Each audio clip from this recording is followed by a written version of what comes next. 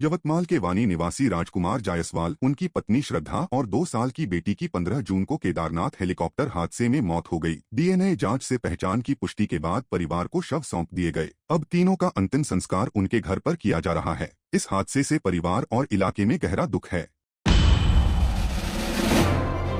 अंतर्राष्ट्रीय योग दिवस से पहले प्रयागराज के डॉक्टरों ने योग कर स्वास्थ्य के फायदों को बढ़ावा दिया। उन्होंने लोगों को जागरूक करने और योग को अपनाने की जरूरत पर जोर दिया। योग एक्सपर्ट दीप्ति योगेश्वर ने बताया कि इस साल 11वां अंतर्राष्ट्रीय योग दिवस मनाया जा रहा है और भारत ही नहीं दुनिया भर में उत्साह के साथ तैयारियां हो रही हैं। उन्होंने कहा, हमने पिछले 1 महीने से तैयारियां शुरू कर दी थीं। डॉक्टरों, महिलाओं, पुरुषों और दफ्तरों में काम करने वालों के लिए कई योग कार्यशालाएं रखी गईं। योग हर किसी के लिए अच्छा है, शरीर और दिमाग दोनों को मजबूत बनाता है। आज की भागदौड़ वाली जिंदगी में योग बीमारियों से बचने और खुद के लिए वक्त निकालने का अच्छा तरीका है। इस बार अंतर्राष्ट्रीय योग दिवस जो हमारा 11वां योग दिवस है, पूरे देश ही नहीं विश्व भर में इसको मनाया जा रहा है। सभी में बहुत सारा उत्साह है। इसको 1 महीने पहले से ही हम लोगों ने शुरू कर दिया है। जगह-जगह पर वर्कशॉप कर रहे हैं, चाहे डॉक्टर्स के लिए हो, आम जनमानस के लिए हो, महिलाओं के लिए हो, पुरुषों के लिए हो या ऑफिस में काम करने वाले लोगों के लिए है। योग सभी के लिए लाभकारी है, शारीरिक स्वास्थ्य के लिए, मानसिक स्वास्थ्य के लिए। आजकल की लाइफस्टाइल जिस तरह से आपाधापी की जीवन हो रही है, तमाम तरह की बीमारियां हो रही हैं, हम अपने जीवन को, अपने शरीर को समय नहीं दे पाते हैं, तो उसमें योग का एक महत्वपूर्ण योगदान है। योग के अभ्यास से हम अपने शरीर की व्याधियां तो दूर करते ही हैं, खासतौर से मानसिक जो समस्याएं हैं, मानसिक बीमारियां हैं, अवसाद है, डिप्रेशन है या तमाम तरह की ऐसी चीजें हैं जिससे हम सामाजिक तारतम्य नहीं बना पा रहे हैं, तो उसमें योग का बहुत बड़ी भूमिका है। यदि हम योग का अभ्यास करते हैं, तो हम कहीं न कहीं अपने शरीर को स्वस्थ रखने के साथ-साथ अपने मन को भी स्वस्थ रखते हैं और अगर स्वस्थ मन और स्वस्थ तन रहेगा, तो निश्चित तौर पे एक स्वस्थ राष्ट्र का विकास होगा।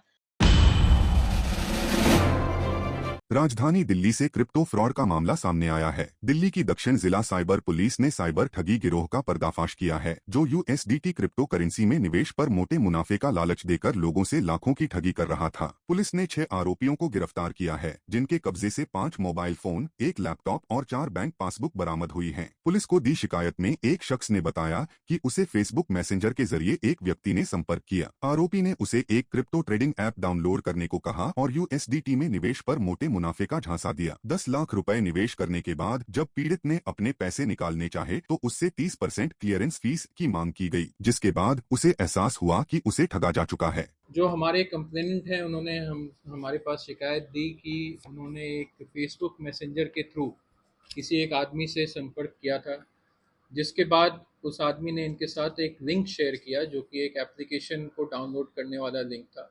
वो एप्लीकेशन क्रिप्टो ट्रेडिंग करने के लिए एक एप्लीकेशन था। उस एप्लीकेशन के जरिए उन्होंने धीरे धीरे करके 10 लाख रुपए का कुल रकम उस एप्लीकेशन में वो दूसरे अकाउंट में ट्रांसफ़र कर दिया, जिसके एवज में उनके पास जो एक क्रिप्टो करेंसी कहते हैं यूएसडीटी, वो यूएसडीटी और उसको टेथर के नाम से भी जानते हैं, तो टेथर के कुछ क्रेडिट्स उसके अकाउंट में रिफ्लेक्ट हो रहे थे उस एप्लीकेशन के यूज़र इंटरफेस पे, जिससे दिखाया जा रहा था कि उसके पास कुल 16,000 से भी ज़्यादा टेथर के क्रिप्टो करेंसी, जो कि आज के डेट में मार्केट वैल्यू के अनुसार कुछ 12-13 लाख रुपए के होंगे, वो उसके अकाउंट में रिफ्लेक्ट हो रहे थे। गालियां दे रहे, मुझे मारा पिट्टी कर रहे हैं वहाँ। इसके मुंह में लगा रहा, ले तू पी। जबरदस्ती मुझे मेरी मारा पिट्टी की वीडियो बना रहे हैं। मैं इनसे नोट ले गया, अपने घर से नोट ले गया, मुझे नंगे तलाक करा के रहे से हम मुक्के नंगे हमें वो दे रहा था। अभी गलत बोल रहे हैं, क्या चार दिन पहले अरे गलत बोलने की बच्चा भी हम पाल लेंगे, इन्हें सलाह मशवरा करवाना है। मुजफ्फरनगर के सर्राफा बाजार में लोहिया बाजार की श्रुति वर्मा अपने दुधमुहे बेटे दैविक के लिए पति शुभांकर के दरवाजे पर धरना देकर बैठ गई। 3 साल पहले ट्यूशन के दौरान शुरू हुई उनकी प्रेम कहानी लव मैरिज में बदली, लेकिन शादी के बाद शुभांकर का व्यवहार बदल गया। श्रुति का आरोप है कि शुभांकर शराब पीकर मारपीट करता था और 12 जून को उसे बुरी तरह पीटकर घर से निकाल दिया, जबकि बेटे को अपने पास रख लिया। बुधवार को श्रुति ने जिद ठानी कि बेटा मिलने तक वो धरने से नहीं हटेगी। मेरे घर वालों, ससुराल वालों ने, पति ने मुझे बाहर निकाल रखा है, घर से मेरा बच्चा छीन रखा है, मेरे बच्चे को भी नहीं दे रहे। 4-5 दिन हो गए, कई कार्रवाई नहीं हो रही। महिला थाने, कोतवाली, सब जगह घुमाई फिराई, थक थक आके यहाँ धरने पे बैठी है आज बच्चे के लिए। ससुर ने बोल दिया गेट आज ताला खुला, 3-4 दिन में ताला लग रहा, 3-4 दिन से अंदर, ये सब लोग पीछे के गेट से जा रहे घर के। तो आज आई मैं यहाँ पे, अंदर का ताला लगा रखा अंदर से। मैंने बोला ससुर आए, मैंने बोला गेट खोल दो, कहते कि नहीं जा कोतवाली जाए, यहाँ गेट नहीं खुलता। मैंने कहा आज मैं बच्चा लेके ही जाऊँगी अपना, नहीं तो आज मैं यहीं मरूंगी। आज मुझे बच्चा चाहिए, मुझे इंसाफ चाहिए। कहते हम तो पैसे भराए, हम तो कोतवाली में भराए, महिला थाने में भराए, इसकी कुछ कार्रवाई नहीं होगी। तो आज मैं यहाँ धरने पे बैठी, आज बच्चा लेके ही जाऊंगी। तो 3 साल हो गए मुझे शादी को झेलते। सोचा सुधर जाएगा, सुधर के ही नहीं दे रहा। कम से कम बच्चा तो दे दो मेरा, 2 साल का बच्चा है मेरा। मुजफ्फरनगर में मंगलवार को हड़कंप मच गया जब ईडी और नारकोटिक्स विभाग की संयुक्त टीम ने थाना कोतवाली नगर क्षेत्र के शहाबुद्दीनपुर रोड की रामपुरी कॉलोनी में छापेमारी की। यह कार्रवाई अंकित नाम के एक युवक के घर पर सुबह 12 बजे शुरू हुई और रात 9 बजे तक चली। लखनऊ और पंजाब की जालंधर से आई टीमों ने मिलकर मकान के हर कोने, कमरे, मचान, किचन और वॉशरूम तक को खंगाला। अंकित का पहले लखनऊ की एक ड्रग्स सप्लाई कंपनी से कनेक्शन बताया जा रहा है। अंकित की मां पालो देवी ने बताया कि छापेमारी में कुछ भी बरामद नहीं हुआ। उनका कहना है कि अंकित अब ड्रग्स कारोबार से दूर है और कपड़े की फेरी लगाकर मेहनत मजदूरी करता है। पालो देवी ने यह भी खुलासा किया कि उनका पुराना मेडिकल स्टोर अलमासपुर में था, जो अब बंद हो चुका है। अंकित ने अपना मेडिकल लाइसेंस अक्षय नाम के शख्स को दिया था, लेकिन वह लाइसेंस सरेंडर नहीं हुआ और अक्षय का अब कोई अतापता नहीं। परिवार का दावा है कि वे दवाई के कारोबार से पूरी तरह अलग हो चुके हैं। दवा पवा का तो जब हमने तो खत्म कर दिया, जब भी एक देता ब्याह के साल बहू के नाम करी थी और छोड़ दी थी, फिर हमने दोबारा करा उसका ब्याह, यहाँ दोबारा ही करा 5 साल बाद। अच्छा। अब 2 लड़की है इसका, अब फेरी कर रहे, कपड़ा बेच रहे, खा रहे। इन्हें बेच दी थी अक्षय पक्षर को, इन्होंने सिलेंडर नहीं करी वो दुकान। अक्षय ने हमारे लाइसेंस से तो कर रहा हो, ये चेक करो, जब है नहीं तो क्या पाएगा। मुजफ्फरनगर के रथेड़ी गांव की रहने वाली जीनत पुत्री अयूब ने मुख्यमंत्री, महिला आयोग और एसएसपी मुजफ्फरनगर को पत्र लिखकर इंसाफ की गुहार लगाई है। जीनत का आरोप है कि 4 साल पहले उनकी शादी दुधाधारी खेड़ी के आदित से हुई, लेकिन शादी के बाद आदित का व्यवहार अमानवीय हो गया। उसने जीनत के साथ अप्राकृतिक संबंध बनाने की कोशिश की और मना करने पर अपने भाइयों आशिफ, आमिर, आरिफ, आकिल, आफ्ताब और बहनोई जावेद के सामने पेश किया। जब जीनत ने इसका विरोध किया तो आदित ने अपनी मां बेबी की मदद से उसे दूसरी मंजिल से धक्का दे दिया। इस हादसे में जीनत की रीढ़ की हड्डी और पैर बुरी तरह टूट गए। गंभीर हालत में उसे सरकारी अस्पताल में छोड़ दिया गया। जीनत का कहना है कि उनके गरीब परिवार के पास इलाज का खर्च नहीं है। हैरानी की बात, इस मामले में धारा 308 यानी गैर-इरादतन हत्या के प्रयास का केस दर्ज होने के बावजूद आदित, आशिफ, आमिर, आदिल, आकिल, आफ्ताब, जावेद, मंजो और बेबी को जमानत मिल गई। जीनत ने आरोप लगाया कि पैसे लेकर दोषियों को छोड़ा गया और अब वह जांच की मांग कर रही हैं। अगर जो मैंने उसका विरोध किया तो उसने अपने भाइयों के सामने और अपने नंदोई के सामने मुझे पेश कर दिया। अगर जो मैंने उसका विरोध किया तो उसकी माँ और बहन मुझे छत पर ले गए और सबने मिलकर 2 मंजिल से मुझे धक्का दे दिया, जिसके कारण मेरी रीढ़ की हड्डी और पैर की हड्डी टूट गई, जिससे मैं अब चल फिर नहीं सकती। मुझे इंसाफ चाहिए और मुझे सरकार से भी मदद चाहिए अपने इलाज के लिए। उनकी जैसा वे कहते, अगर जो मैं ऐसा मान लेती तो वैसे ही रहते मेरे साथ में। दहेज की मांग भी थी और उनकी माँ बहने इस तरह का काम करा, उसी तरह वे मेरे साथ में भी इस तरह का काम करवाना चाह रहे थे कि जैसे हमारी माँ बहने काम करी ऐसे ही तू काम कर, इस तरह से। अगर जो मैंने उसका विरोध किया तो उन्होंने ये मेरी हालत बना दी, इससे मैं चल फिर नहीं सकती। मुजफ्फरनगर के बुढ़ाना क्षेत्र के उकावली गांव से एक दिल दहलाने वाली घटना सामने आई है। 4 दिन पहले एक कलयुगी भाई अर्जुन ने अपनी सगी बहन की फावड़े से हत्या कर दी। पुलिस के मुताबिक गोबर हटाने को लेकर दोनों के बीच विवाद हुआ था। पत्नी की मौत के बाद से अर्जुन डिप्रेशन में था और नशे की हालत में उसने यह खौफनाक कदम उठाया। घटना के बाद परिजनों ने आनन फानन में शव का दाह संस्कार कर दिया, लेकिन पुलिस ने चिता से अवशेष बरामद किए। जाँच के बाद हत्यारोपी अर्जुन को गिरफ्तार कर जेल भेज दिया गया। मुजफ्फरनगर में धनगर समाज उत्थान समिति ने उत्तर प्रदेश शासन पर गंभीर आरोप लगाए हैं। आरोप लगाया कि 16 जून को प्रमुख सचिव एल वेंकटेश्वर लू ने पत्र जारी कर 66 अनुसूचित जातियों की संशोधित सूची जारी की, लेकिन इसमें धनगर समाज के साथ बड़ा अन्याय हुआ। संविधान 1950 में धनगर को 27वें क्रमांक पर अनुसूचित जाति में शामिल किया गया, पर सूची में हिंदी में धनगर की जगह धनगढ़ लिखा गया, जबकि अंग्रेजी में सही धनगर है। समिति के मंडल अध्यक्ष रवि धनगर और जिला अध्यक्ष लोकेश धनगर ने इसे मानवीय भूल नहीं बल्कि संविधान की उद्देशिका के साथ छेड़छाड़ का प्रयास बताया। उनका सवाल है कि 3 करोड़ धनगर कहां जाएं? 24 जनवरी 2019, 6 जनवरी 2022 के आदेश गजट ऑफ इंडिया 1950 और तहसीलों से जारी प्रमाण पत्रों में धनगर सही दर्ज है, फिर यह त्रुटि क्यों? समिति ने मांग की है कि सूची में हिंदी में धनगर लिखकर इसे तुरंत ठीक किया जाए, वरना यह संवैधानिक अधिकारों का हनन है। माता अहिल्याबाई की 300वीं जयंती मना रही सरकार पर उनके वंशजों के साथ अत्याचार का भी आरोप है। आज हम जो डीएम साहब के पास आए हैं, उसका मुख्य उद्देश्य ये है, हमारे प्रमुख सचिव उत्तर प्रदेश शासन के द्वारा 16 जून में एक अनुसूचित जाति की सूची को संशोधित करते हुए प्रकाशित की गई, समस्त मंडल आयुक्त, समस्त जिला अधिकारी को सेंड की गई। उसमें देखने वाली बात यह है कि कोई जाति कोई संशोधित नहीं हुई, सिर्फ हमारी माता अहिल्याबाई के वंशज, जिस जाति में माता अहिल्याबाई धनगर जाति में जन्मी है, उनके वंशजों के जातियों के साथ छेड़खानी की गई। अंग्रेजी में तो धनगर ठीक लिख दिया गया DHNGAR, लेकिन हिंदी में उसे धनगढ़ कर दिया गया। जबकि और अन्य जाति जिनके बाद में गैर आता है या कैर कर आता है, उनमें उन्हें एज इट इज ऐसे ही लिख दिया गया जैसे वो अंग्रेजी में है।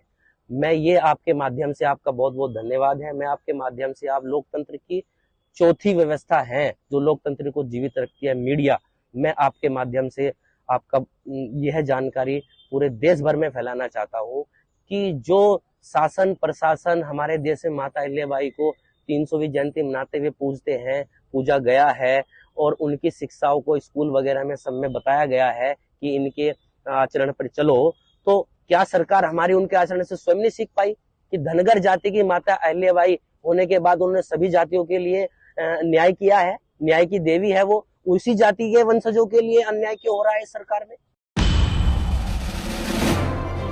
मुजफ्फरनगर के बुढ़ाना कोतवाली क्षेत्र के जोला गांव में एक मामूली कार बाइक टक्कर ने बड़ा बवाल खड़ा कर दिया। कार सवार दबंग, जो जिला पंचायत सदस्य का दामाद बताया जा रहा है, ने बाइक सवार को लात, घूंसे और बेल्ट से बेरहमी से पीट दिया। यह पूरी घटना CCTV में कैद हो गई और अब वायरल वीडियो सोशल मीडिया पर तूल पकड़ रहा है। पीड़ित ने कोतवाली में शिकायत दर्ज की, लेकिन 4 दिन बीतने के बाद भी पुलिस ने कोई कार्रवाई नहीं की। पीड़ित का आरोप है कि पुलिस दबंग के रसूख के आगे चुप है। 6 दिन पुरानी इस घटना ने इलाके में गुस्सा भड़का दिया है।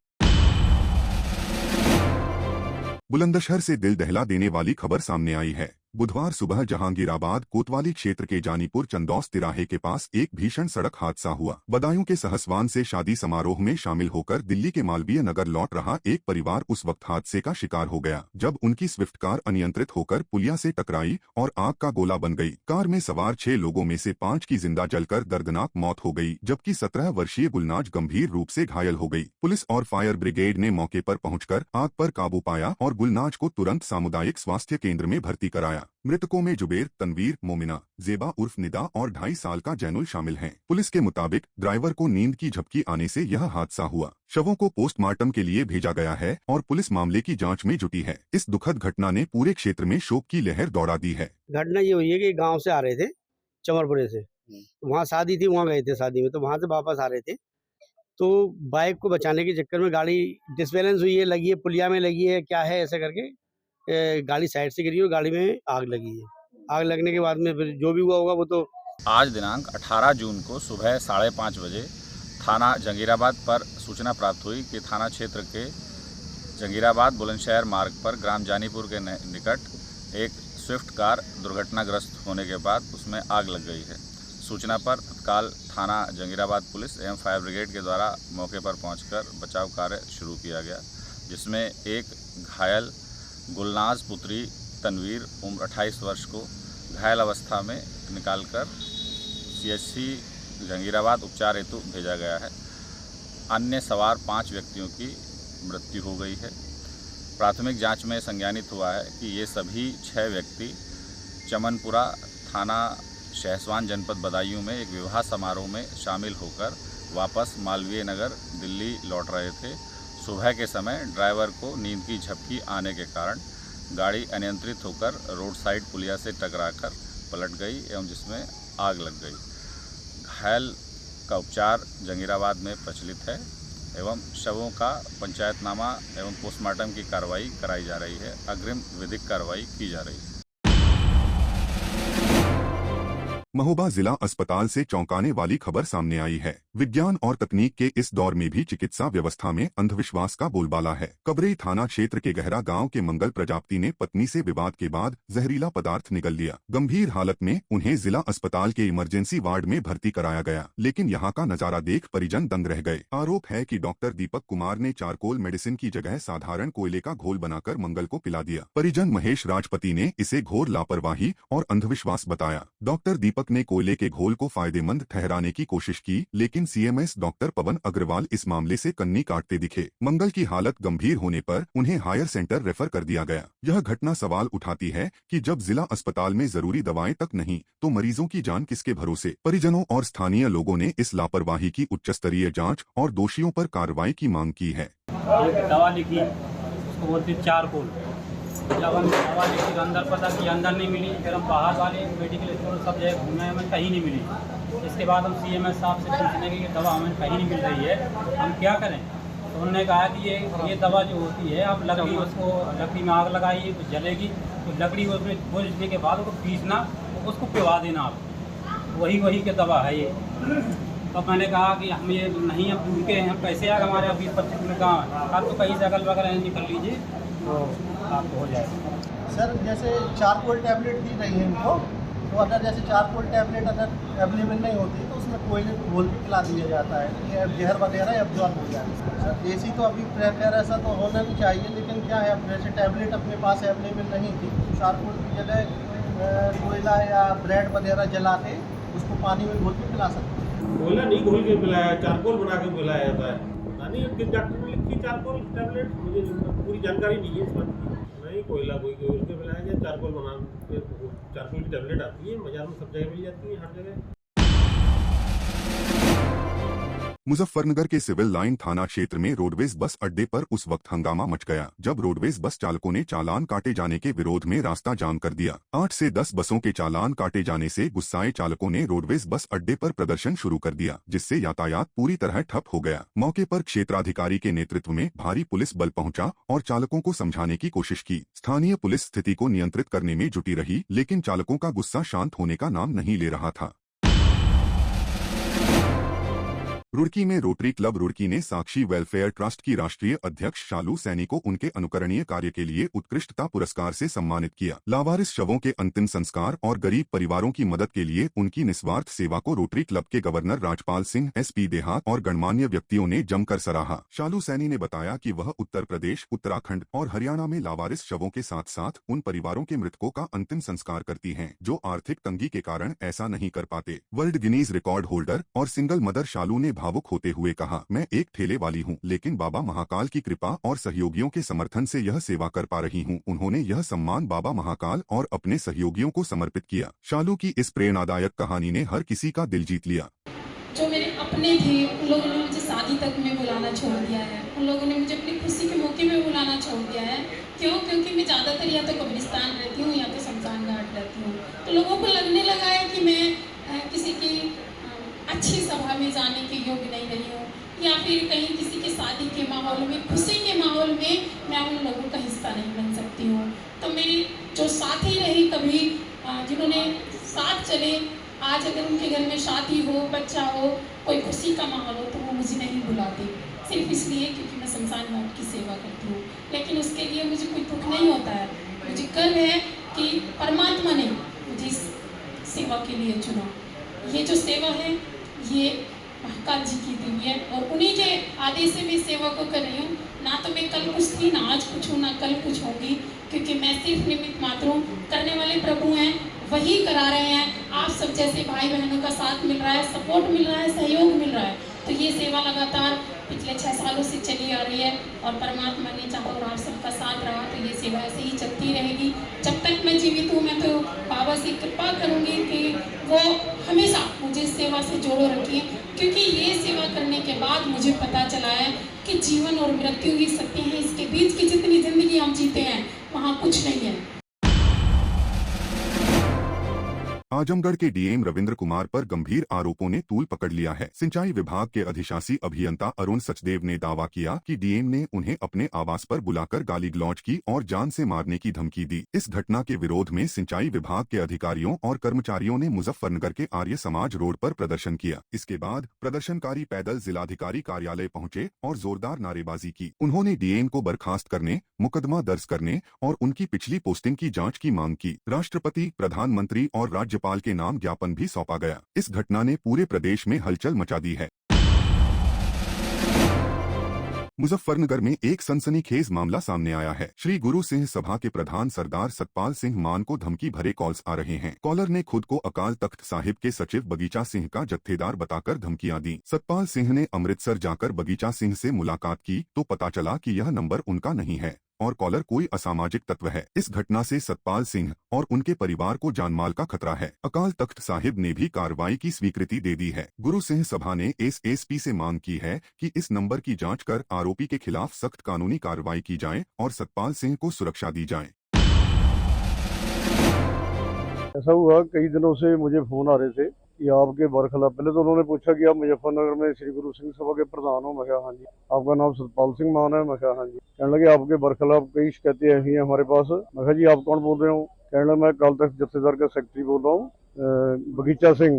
और आप लोग, मैं कहा बताओ जी क्या बात है? कहने लगे आप आइए यहाँ आगे हमें मिलिए। तो मैंने पहले ही कुदरती मेरा फैमिली के साथ प्रोग्राम बना हुआ था वहाँ जाने का। मैंने उन्हें कहा मैं 4 तारीख को वहाँ पे आ रहा हूँ, आओगे तो हमें मिलना फिर आपने। तो जब हम गए तो जाके पता करके हम बगीचा सिंह के सेक्रेटरी साहब के वहाँ ऑफिस में गए, उनसे सारी बात करी।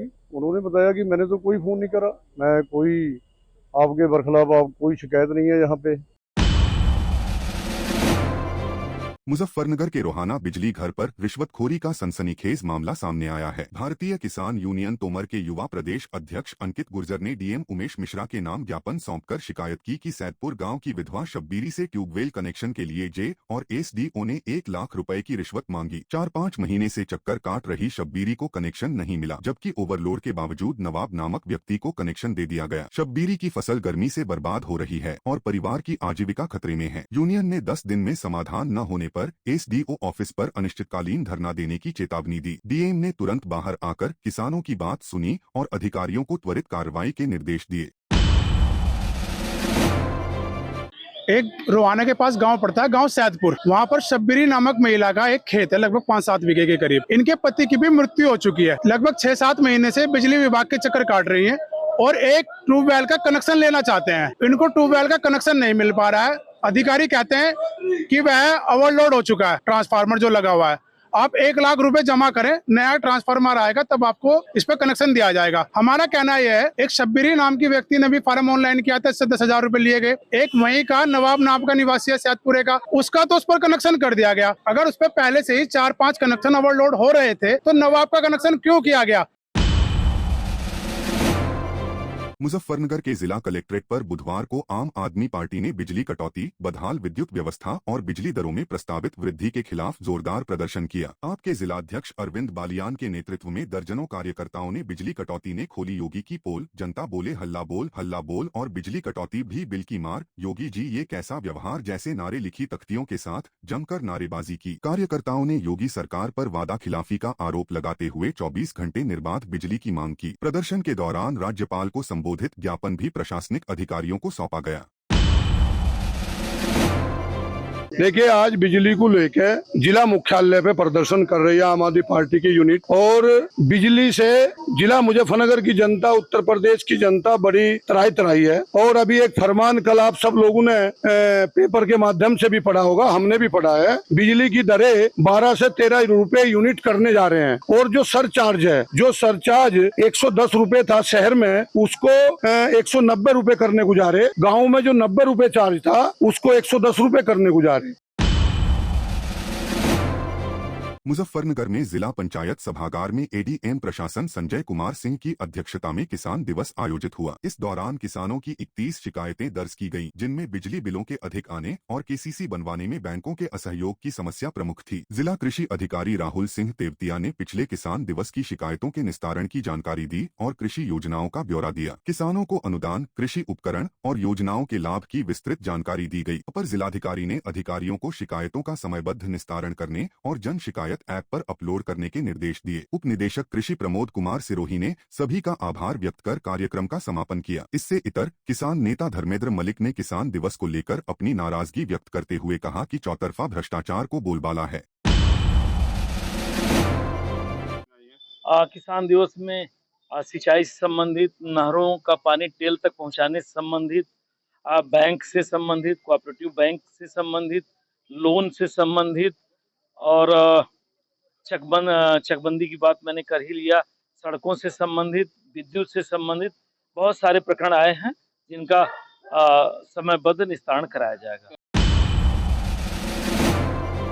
देखिए, किसान दिवस में मैं तो भाई पिछले लंबे समय बाद आज आया हूँ, कुछ समय नहीं मिलता। यहाँ किसान दिवस की स्थिति कितनी खराब है कि एक जंग का अखाड़ा बना हुआ है किसान। यहाँ इस बात से मतलब नहीं है कि इतनी शिकायतों का निस्तारण हुआ, यहाँ इस बात से मतलब है कि मैं कितना लंबा बोला और कितने समय मैंने अपनी बात कितने आरोप अधिकारियों पर लगाई। हालांकि वहाँ इसीलिए देखने के लिए आया था।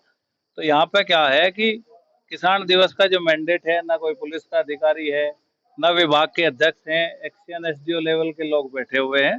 तो किसान दिवस को हमने किसान दिवस में बैंक से संबंधित जो विषय हैं, जो रात्रि में बिजली विभाग की छापेमारी है, जो किसानों की ट्यूबवेल को चकबंदी में शिफ्ट करने के लिए रिश्वत ली जा रही, जो तहसील में नाम सुधारने के नाम पे 10-10 हजार रुपए लिए जा रहे, आज जो है विरासत भी बिना पैसे दिए दर्ज नहीं होती तहसील में। भारत पाकिस्तान युद्ध के दौरान सीज फायर को लेकर विपक्ष लगातार बीजेपी पर हमलावर है। वहीं जेडीयू नेता केसी त्यागी ने बयान दिया है कि प्रधानमंत्री के इस वक्तव्य के बाद इन अफवाहों और चर्चाओं पर विराम लग जाना चाहिए कि अमेरिका या किसी अन्य देश में भारत पाक के मामले में किसी तरह का हस्तक्षेप किया है। वहीं कांग्रेस द्वारा सवाल उठाया गया है कि इस बात को ट्रंप या व्हाइट हाउस द्वारा क्यों नहीं कहा गया को लेकर उन्होंने कहा है कि ये अफसोस की बात है कि अपने देश के पीएम की बजाय आप अमेरिका के बयान पर भरोसा कर रहे हैं। वहीं उन्होंने व्हाइट हाउस में आसिफ मुनीर को डिनर पर इनवाइट करने पर भी बयान दिया है। प्रधानमंत्री के इस वक्तव्य के बाद इन अफवाहों और चर्चाओं पर विराम लग जाना चाहिए कि अमेरिका या किसी अन्य देश ने भारत पाक के युद्ध के मामले में किसी प्रकार का इंटरवेंशन किया है या पहल की है। ये अफसोस की बात है कि अपने देश के प्रधानमंत्री के बजाय आप अमेरिका के राष्ट्रपति के बयान पर यकीन कर रहे हैं। यह शोभनीय है। अमेरिका की इन दोहरी चालों को की हम निंदा करते हैं। एक तरफ विश्व के आतंकवाद के विरुद्ध अभियान चलाते हैं और दूसरी तरफ भारतीय उपमहाद्वीप में फैले हुए आतंकवादियों की हिफाजत करते हैं। 21 जून को विश्व योग दिवस मनाया जाता है, जिसे लेकर योग सप्ताह का कार्यक्रम चल रहा है, जिसके तहत गाजीपुर की पुलिस लाइन के ग्राउंड में योग सप्ताह का आयोजन हुआ। इस दौरान कई संस्थाओं और सरकारी विभाग में योग किया गया। योग प्रशिक्षक के द्वारा अपने दैनिक दिनचर्या में योग करने से होने वाले फायदों पर चर्चा कर लोगों को जागरूक किया है।